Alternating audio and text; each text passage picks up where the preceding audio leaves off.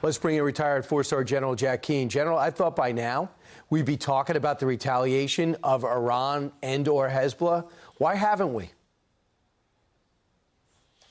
Well, first of all, they took about 2 weeks the last time, and they're doing much the same this time.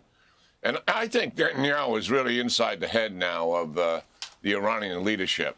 I mean, when he killed Hamas's political chief, that was one thing. The location of it was actually more important, because the location was in a high security area in the general vicinity of where many of the elite leaders of Iran have taken up residence.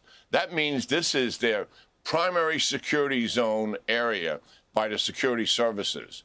And Netanyahu penetrated that. And he had to have help to do that, likely from an Iranian resistance group. That message has been sent to the leaders. And what Netanyahu is saying, you come in here and you hurt my civilian population here, I'm going to come back for you. And that has got to be inside their head. And what he's doing in Gaza, he's got his foot on the gas pedal here. He is telling Hamas, Hezbollah, and the Iranian leadership that I'm going to finish this on my terms. And he is completely committed to it.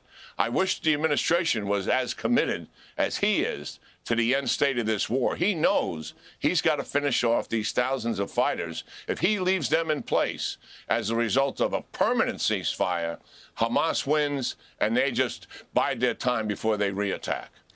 So we know that our fighter jets arrived right there in the Middle East. What's that symbolic of? And number two is, are we ever going to answer for the attack at our base in Iraq?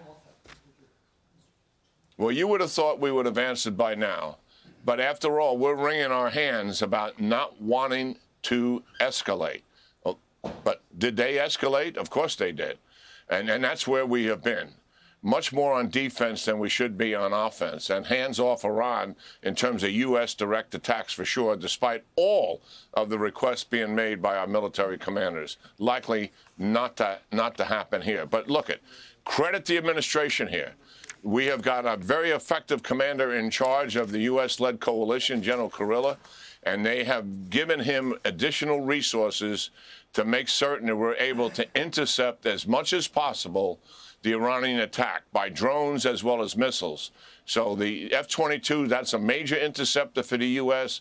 The Brits, the French will likely be flying as well, the Jordanians, all of that coordinated by General Kurilla's headquarters.